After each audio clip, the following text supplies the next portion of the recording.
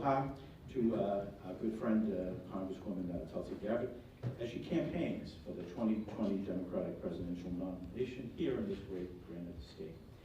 If elected, she would make history as the first female combat veteran to serve as president of the United States. Reading her bio, she has a knack for making history. She was elected to the Hawaii State Legislature in 2002. She was just 21 years old, becoming the youngest member ever elected in that wonderful state. She was elected to the House of Representatives in Washington in 2012. She's the first Hindu elected to Congress, as well as one of two first female combat veterans elected to the United States Congress, alongside now Senator Tammy Duckworth.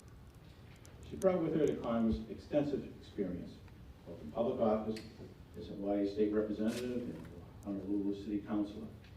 In military service, having served 2 tours of duty in the Middle East with the Army National Guard. Her service in the military, no doubt, has been an incredible asset to her as a member of the House Armed Services Committee, where she has drawn on her first-hand experience to advocate for our men and women in uniform, our veterans, and our national security. She also serves in the House Financial Services Committee, where she has worked to advance for financial, banking, and housing policies that will best serve the American people. Today, she's running for President of the United States on a platform of ending regime change wars that have cost trillions of dollars, and instead investing in quality health care, education, and a green economy. We are truly honored that she could take time to visit Politics and Eggs to tell us more about her vision for our great nation. Please join me in welcoming the Honorable Congresswoman from the great state of Honolulu, Hawaii, Tulsi Gabbard. The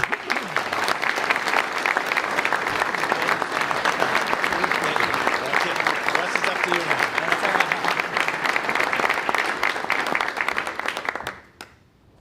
Thank you so much, Jim. Aloha. I'm very impressed and grateful that both of you started out the conversation with aloha this morning. Very appropriate. Bringing the aloha all the way from Hawaii here to New Hampshire. Really, thank you so much for this opportunity and this platform to be able to have a great conversation this morning about where we are as a country and where I believe we need to go.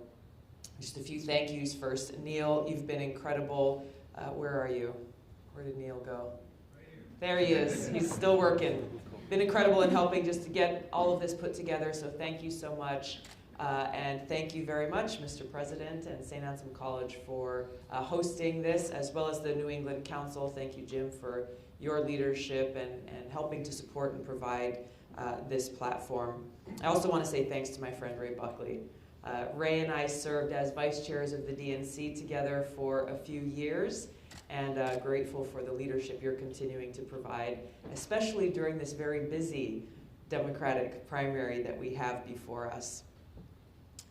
I'll start with aloha, because you opened the conversation with aloha, Neil and Jim, and I think it's a very relevant word to deal with what we're facing in this country. How many of you have been to Hawaii before? All right, good, almost half of you. So you're familiar with the word aloha, whether you've been there or not, but a lot of people don't know really that it means a whole lot more than just hello and goodbye, which is, we use it as a greeting of the day, but there's a reason for that. The real meaning of aloha is I come to you with respect. I come to you with an open heart, and with care, and with compassion, and a recognition that we are all connected, that we are all children of God, and connected regardless of where we come from, our race, religion, orientation, all of these different things that in this current political climate, unfortunately, are too often used as wedges to divide us, to tear our country apart. And it's really disheartening, because this hyper-partisanship and hyper-divisive politics is really undermining the values and principles that we hold dear as Americans, the principles that we hold dear as a country, why we love our country.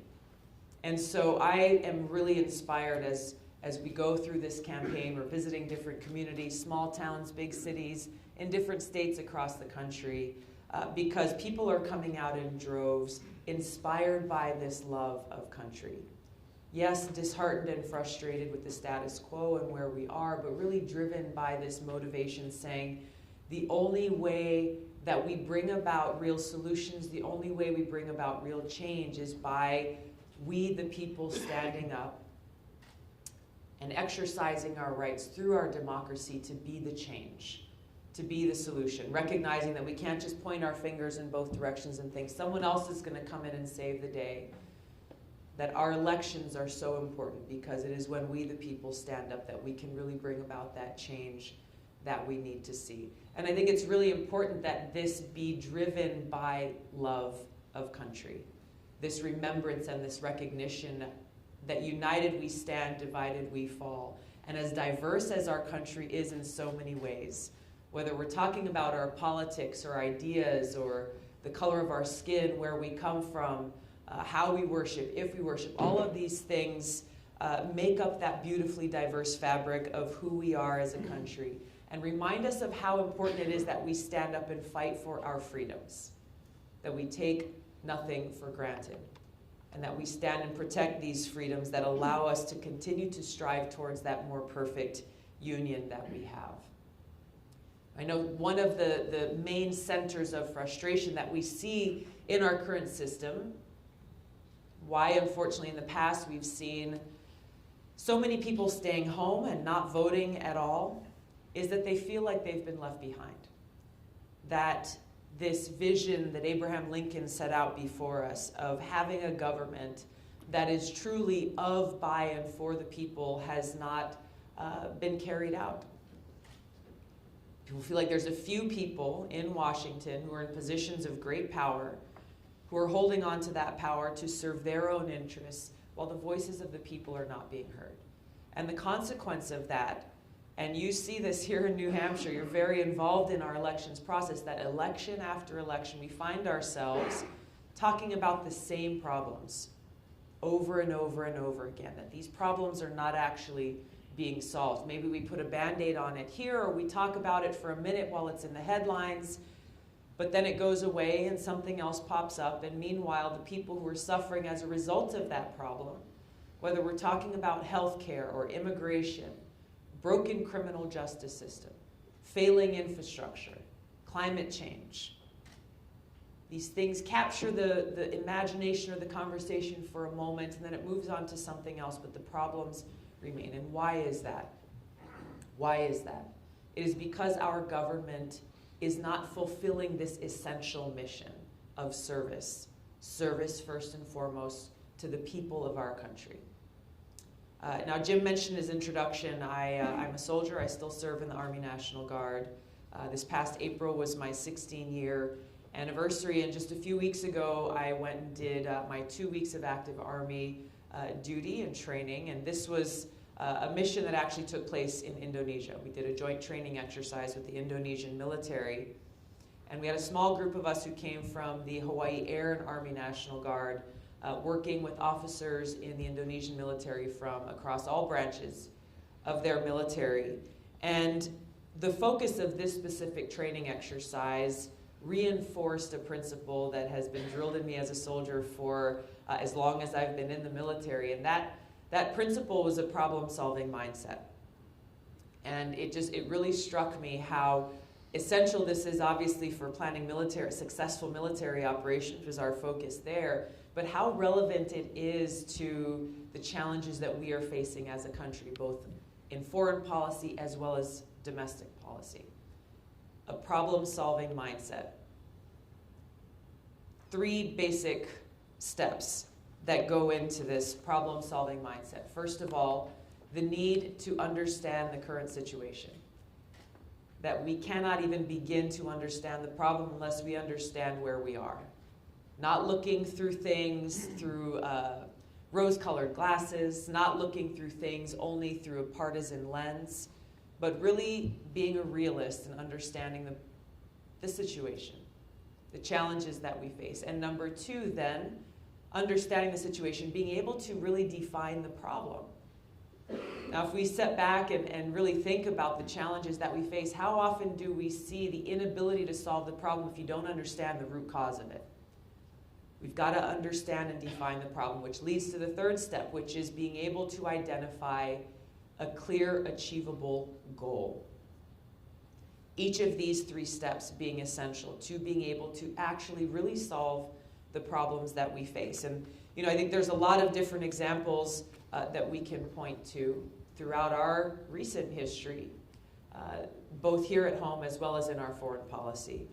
Domestic challenges. Healthcare continues to be the top of mind issue for folks across this country. As we see, even as there has been some progress made, there are still tens of millions of people here who are either completely uninsured or underinsured.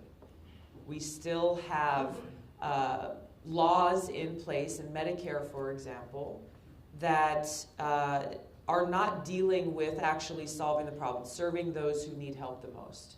I think it's absolutely unacceptable that still, even with the Affordable Care Act's passage, that Medicare is still prohibited from negotiating lower prescription drug prices with these prescription drug companies. The United States is the largest purchaser of prescription drugs in the world. We have an incredible amount of leverage. We should be trying to get the best deal that we can for the people who we are serving. We see these continued challenges with healthcare. We see continued challenges with the immigration crisis we're seeing at the border.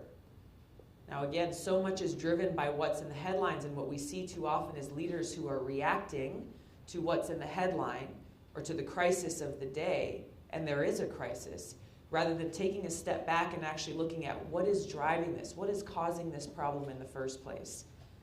Why are there so many people who are coming to seek refuge at our borders? What is the issue with our borders?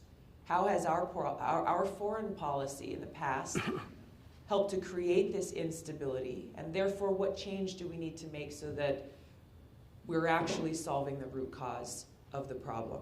How are we dealing with our broken legal immigration system? Getting to the root cause of the problem. Criminal justice reform, the opioid epidemic that is taking so many people's lives. This epidemic continues. We're not getting to the root cause of the problem, and therefore not in a position where we're able to stem this epidemic and then begin to actually prevent people from being harmed in the first place. The list goes on and on. Failed war on drugs, I think, is a prime example. When you look at how these three steps have not been adhered to by our leaders, a failure to understand the current situation, a failure to truly define the problem, and therefore to create a completely unachievable goal, to the point now where decades later, this war on drugs is continuing to be waged, but at what cost and to what consequence? It's had a devastating impact on people's lives, an overburdened criminal justice system, and it's done nothing to stem the tide of illegal drugs in this country. Gun safety legislation. This is another one that is continuing, unfortunately, to stand at the forefront of the challenges we face because of these ongoing tragedies and shootings and murders. But why is it that we have not yet begun to solve this? Why have we not yet gotten to the point where we're bringing down the number of shootings in this country? Because we're not addressing the root cause of the problem and then coming together as a country to be able to solve this. Instead, what we see is one side pitted against the other, pointing fingers, yelling, shouting, screaming at each other, and forgetting the unity that we have as Americans, that when we put all of the divisiveness aside, really what we're left with is who we are as people and the care that we have for each other, recognizing this is about all of us. These challenges that I've just talked about, they impact every one of us, our communities, not just Democrat communities, not just Republican communities. These are things that concern all of us and therefore require all of us to come together to be a part of that solution. You see these same challenges in our foreign policy and the tremendous toll that it's taken on our country. During my first deployment to Iraq in 2005, we were based in a camp about 40 miles north of Baghdad. It was the height of the war, and it was at a time when we were seeing very severe casualties. I served in a field medical unit during that deployment, and every single day I was confronted with the terribly high human cost of war. How many people, Americans, every single day were being injured, killed in combat. This is something that as a soldier and a veteran hits very close to home, especially as we lost friends of ours, people, our fellow soldiers there. We came home and their families were not able to welcome them home. We see this ongoing toll being taken for those veterans who've come home with both visible and invisible wounds, scars that stay with them for a very long time. I think there's a cost to these failed foreign policy decisions that reaches far beyond those of us who have worn the uniform or who continue to serve. And that's a cost that is paid for by every single one of you who may be watching from home, every single American. But this isn't something that we often think about, but when we connect the dots, we see how these failed foreign policy decisions have a direct impact on every one of the domestic challenges that we face, every one of the needs that we feel in our families and our communities.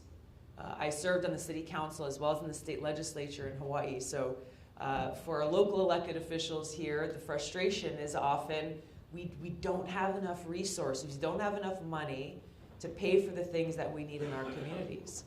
Serving on the city council, you're talking about potholes, sewers, water, safe parks, neighborhoods, law enforcement, firefighters, the basic needs that have a daily impact on our people, our residents, our citizens. And yet, so often we're told there's just not enough money. You've got to squeeze so much out of every single dollar to try to meet those needs. Yet, at the same time, since 9/11 alone, our country has spent over $6 trillion, on wasteful, counterproductive wars that have not made our country more safe. They have not been about national security. They have actually strengthened terrorist groups like Al-Qaeda, terrorist group that attacked us on 9/11. They have taken a toll on our men and women in uniform, cost us so many lives. They've cost lives of the people in the countries where we wage these wars. And they have cost us as a people tremendously as we see these dollars being taken out of our schools, being taken out of our healthcare system, being taken out of our communities and our community needs and infrastructure. So you can't separate these issues, which is why it's so important as we talk about this problem-solving mindset. This is the kind of mindset I would bring to serve you as president. Yes, to solve these problems, to build coalitions, to bring people together, to recognize that the only way we move forward is when we move forward together. The experience that I bring to this job of president and the most important responsibility the president has as commander-in-chief. Yes, my time in the military, but also my time in Congress, almost 7 years serving on the Armed Services Committee, on the Foreign Affairs Committee, on the Homeland Security Committee, understanding the importance of our national security, making sure we have a strong, trained, and capable military, and also understanding that our failed foreign policy is undermining those objectives, which is why, as president, I will end these wasteful, counterproductive wars, the likes of which we've seen in Iraq, war I served in Libya and Syria, and unfortunately the war that President Trump is pushing us closer and closer towards, this war with Iran. A war that would be far more costly and devastating than anything we ever saw in the Iraq war, would take more American lives, would create more refugees, would cost us as taxpayers trillions more. End these wasteful wars.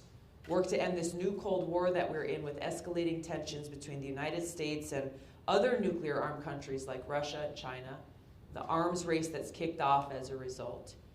And instead redirect these precious resources that would have otherwise been used on these wars and on these weapons and use them to serve the needs of our people, because those needs are great and they are pressing.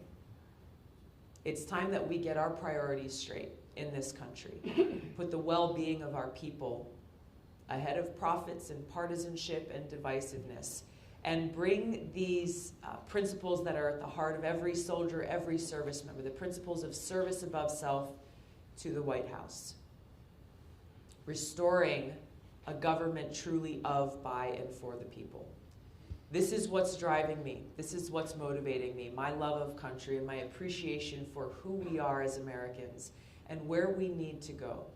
I think there's nothing but opportunity ahead of us if we are driven by this love and respect for one another, this appreciation for the principles and freedoms that we hold dear, and the work that we have ahead of us to be able to work for the well-being of our people and our country and the protection of our planet. Thanks so much for the opportunity to be here, to join you today. I look forward to our conversation. Thank you.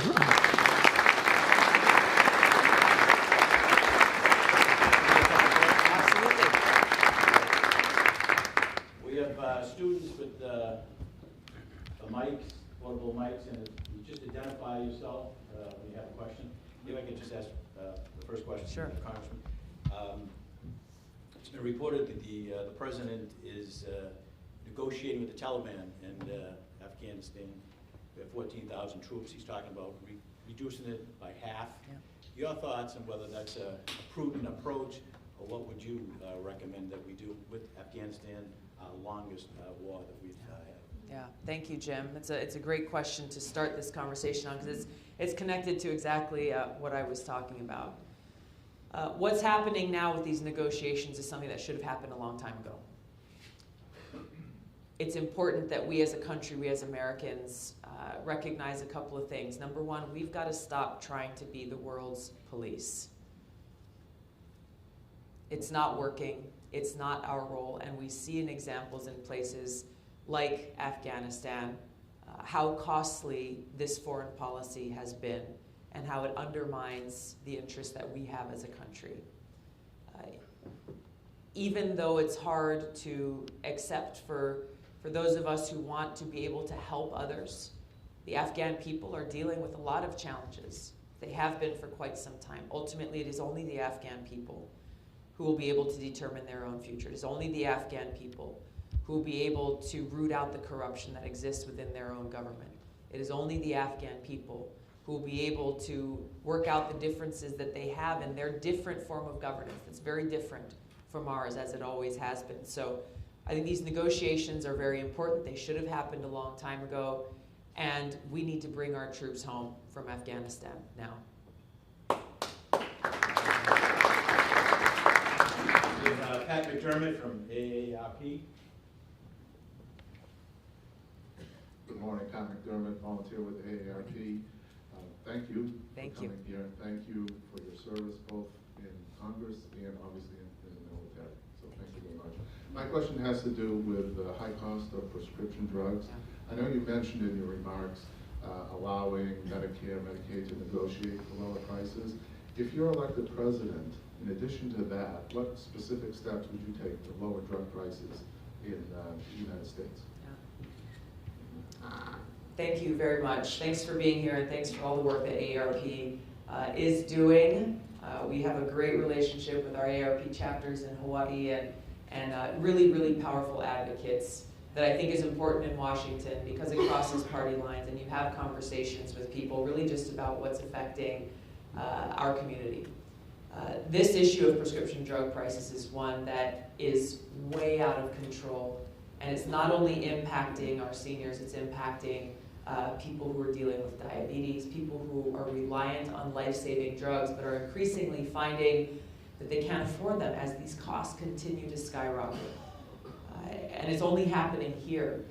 So there's a couple of different things that I think we need to do. We need to reform our patent system that allows prescription drug companies to continue to hold on to these patents rather than allowing the generic drug companies to be able to come in and be able to offer them at a lower price. The other thing I think we need to do is to allow for the importation of these drugs at a cheaper price from other countries like Canada. I think the pushback that we often hear is, well, there's a safety concern, is really a very empty counter argument. The bottom line is we've got to make sure that our medicines and our health care is being offered and available to people at an affordable price. and that the price gouging that we're seeing coming from some of these big prescription drug companies is ended. I think there has to be an accountability measure in place and oversight so that this is not allowed to run around. We see this happening. We see some accountability in other industries. I think we need to apply those same principles to the prescription drug companies. Thank you. Other questions for the Congresswoman? Just wait for the mic, sir. Sorry, hi, Mark Tardif. Those strategic pieces and questions I know you're asked, but how does this conversation start? You talk about divisive, you talk about all of this.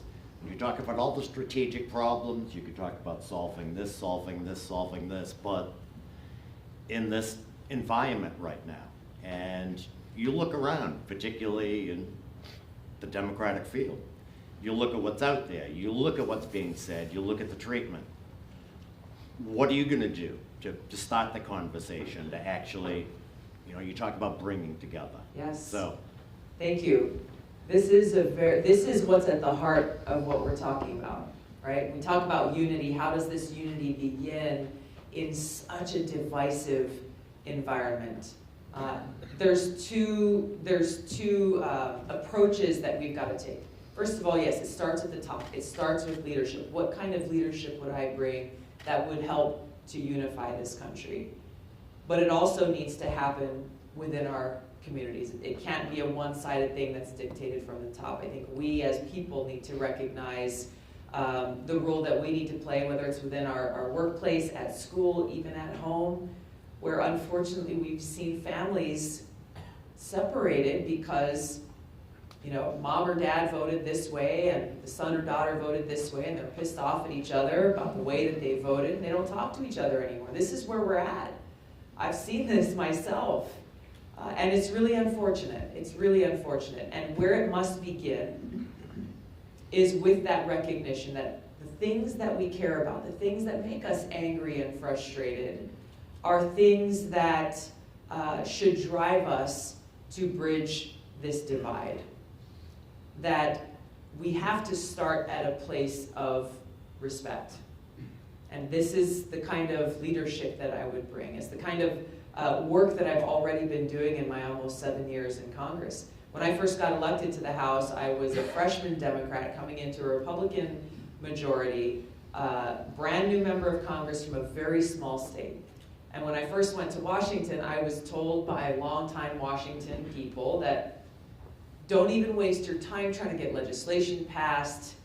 Just mind your own business, bide your time, and wait for the Democrats to come back and take over. Because you can't get anything done. Nothing motivates me more than people tell me I can't get it done. And so I started thinking about, how do we do this? How do we bridge this divide? That would cause someone to tell me that, people who were good intentions and who were trying to be helpful to me. It's through building relationships that start with respect, not coming in with prejudgments and saying, well, you have this letter next to your name, therefore you must be this or that. And so I did something very simple. I started with the universal language of food. And shortly after I got to DC, I called home and I asked my mother, who makes this amazing macadamia nut toffee, I said, can you make 434 boxes of this toffee?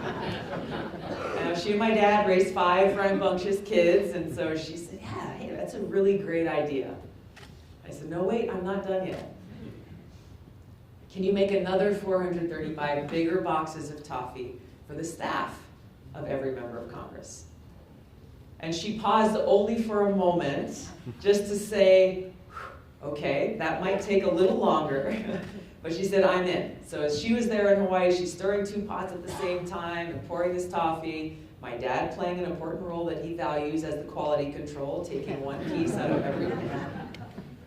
But I was in DC while she was doing this and just writing handwritten notes to every one of my new colleagues, learning more about them. Where are they from? What's their background? What are the issues that they care about? And what was incredible was that as soon as we started to deliver these little gifts of aloha to people, almost right away on the House floor, which is really the only time in the House that all of us are in the same place at the same time, you see Republicans, senior members of committees, chairmen, making that long walk from the Republican side to the Democratic side saying, where is this new member of Congress from Hawaii?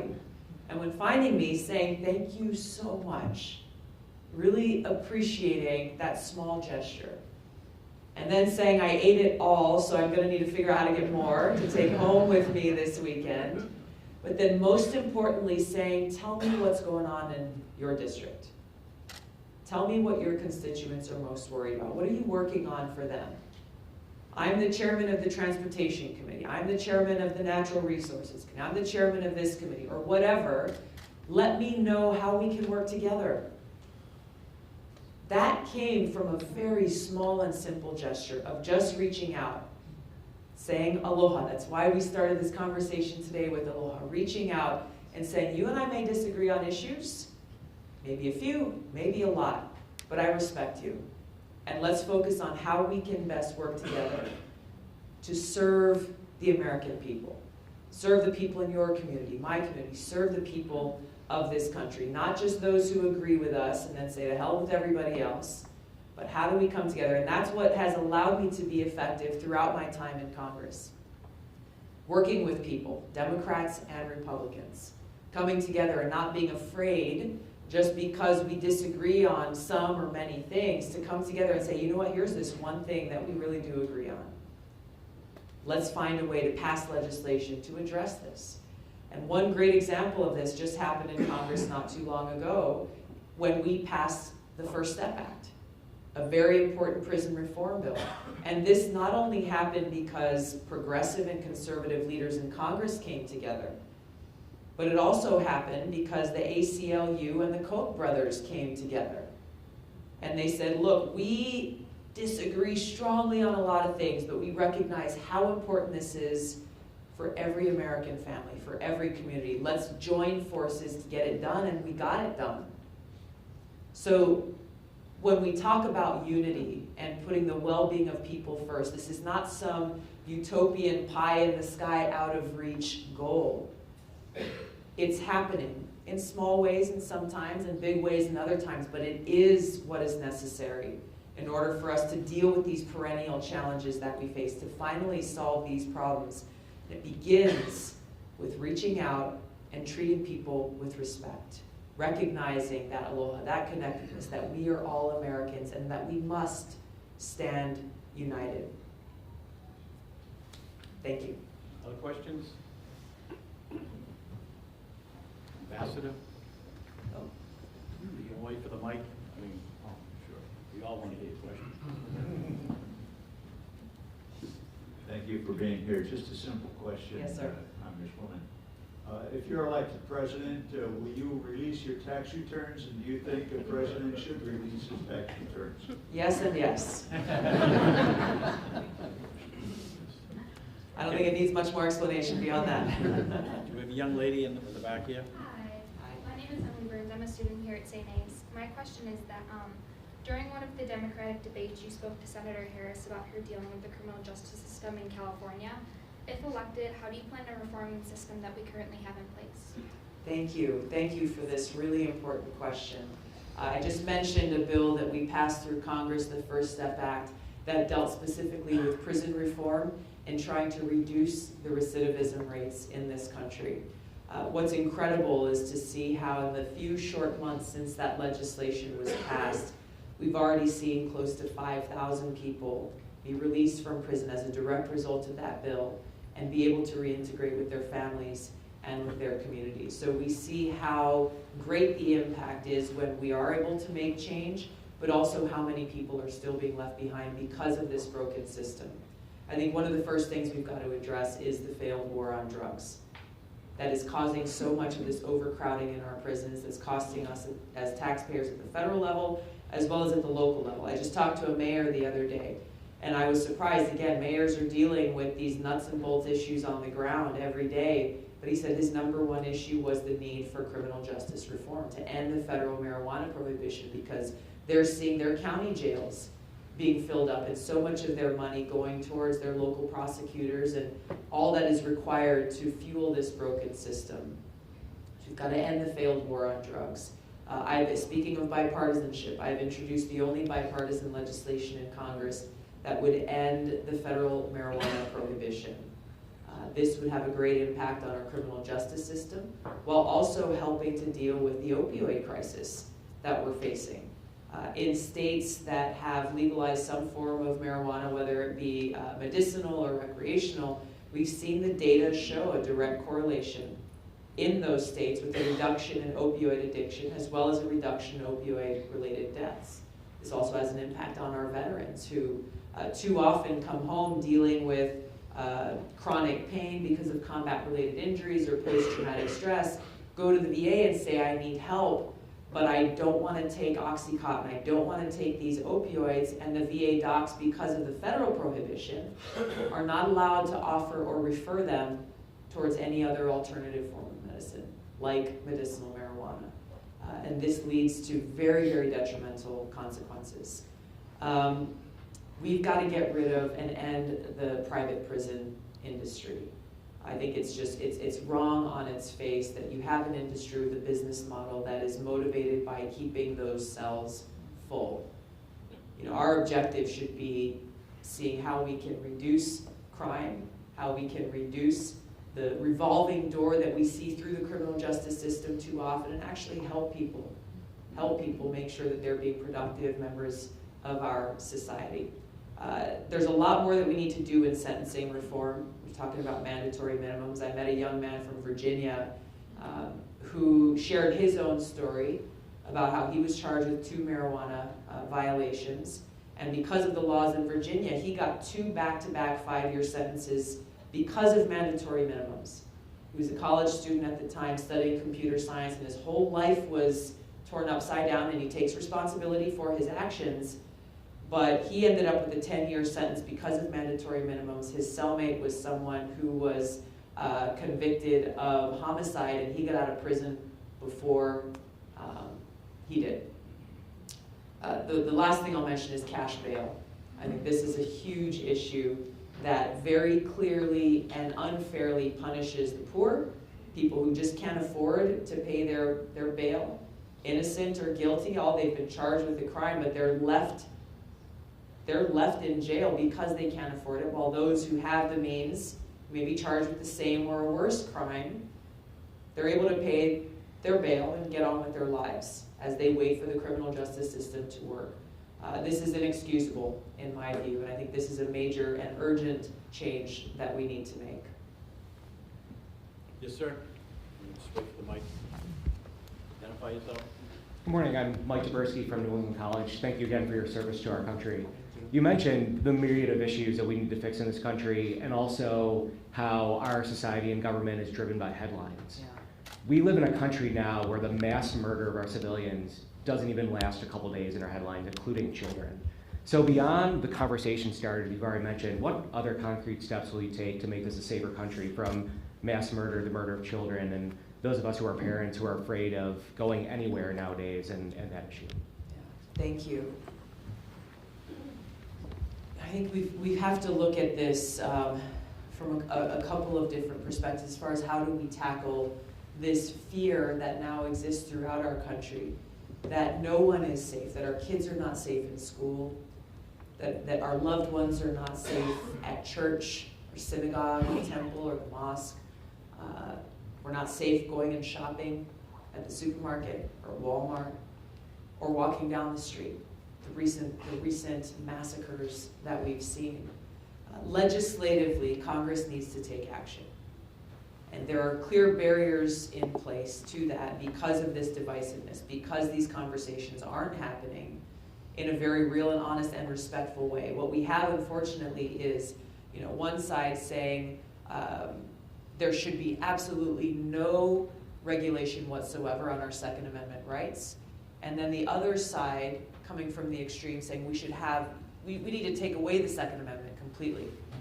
Both extremes are unfortunately driving the divisiveness in this, when the vast majority of us, the vast majority of Americans, recognize that it's a false choice to say it has to be one or the other, that we can and should uphold our Second Amendment rights while also having sensible safety regulations in place that make sure these guns are not getting into the hands of those who would do these mass shootings, who would seek to do harm to others.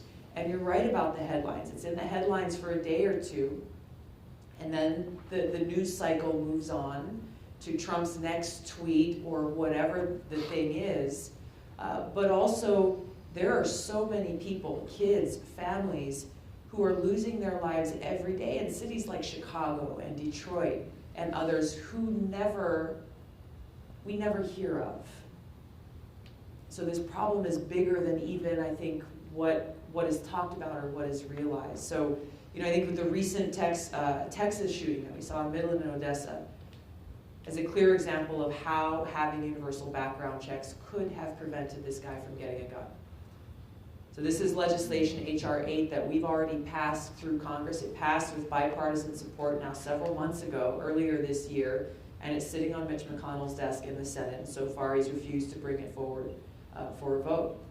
I think there was a glimmer of hope when Trump, in the wake of one of these shootings, said, of course we should have background checks, and Mitch McConnell said, okay, maybe we'll bring this forward. And unfortunately, now that the spotlight has moved on, they're not feeling that pressure to carry through on that commitment. So that's really where we come in and where we have the opportunity to come in and continue to keep the heat on. To me, there's no excuse why background checks are not mandatory, whether you're purchasing from a gun shop or a gun show or from a private person. The vast majority of people support this. Other sensible gun safety laws can and should be put in place. It requires the leadership of and the courage of members of Congress to do it. It shouldn't require that much courage, but in this day and age it does. And it requires accountability for those who fail to exercise that courage. In Iowa a few weeks ago, we had a chance to spend some time with family members of those who have been killed due to gun violence. Some in the very publicized shootings that we've seen, but others coming from the cities that I'm talking about, where their children were killed, and nobody knew about it. Nobody took notice. And it was so powerful to hear in their voices, to see the tears streaming down their face. That really brings this whole thing home, which is this is about our lives, all of our lives.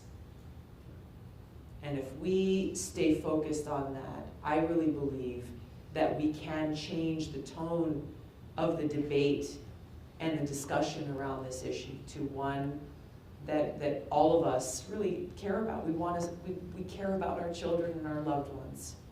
And none of us wants to have to live in fear that one day that they won't come home because they've fallen victim to gun violence.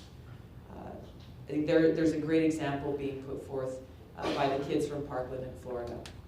I think too often we sit in our own camps talking with people who we agree with on both sides of this issue, rather than having the tough conversations and reaching out to those who are on the quote-unquote other side. But when we do that, I think we realize, hey, we are really all on the same side. We're on each other's side. And these kids from Parkland have been doing that in an amazing way. As they go to communities, they're not just going to communities that are friendly to their cause. They're going to places that are not. They're quite unfriendly and dealing with protesters screaming and shouting in their face. When I asked these kids, how did you respond? How do you deal with this? Do you go the other way? Did you cancel your event? What did you do?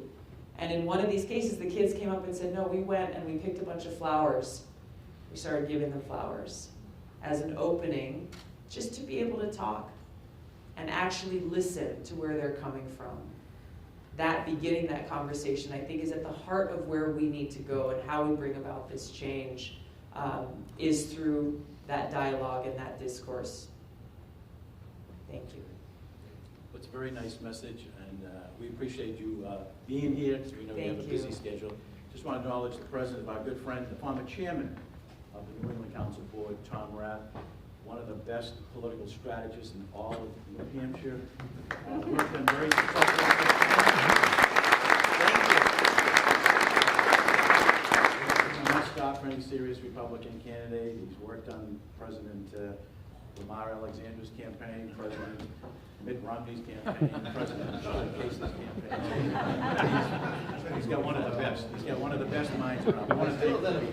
waiting for you, Jim. But, we want to thank the Congresswoman for being here. She's got a very tight schedule, but she wanted to make it here to Politics and Aid. Thank you We for thank having you for me here. presence, and I think a lot of the students, as well as a lot of the members of the council and other outstanding citizens here would like to talk to you afterwards. Of course. So thank you very much for being Thank here. you, sir.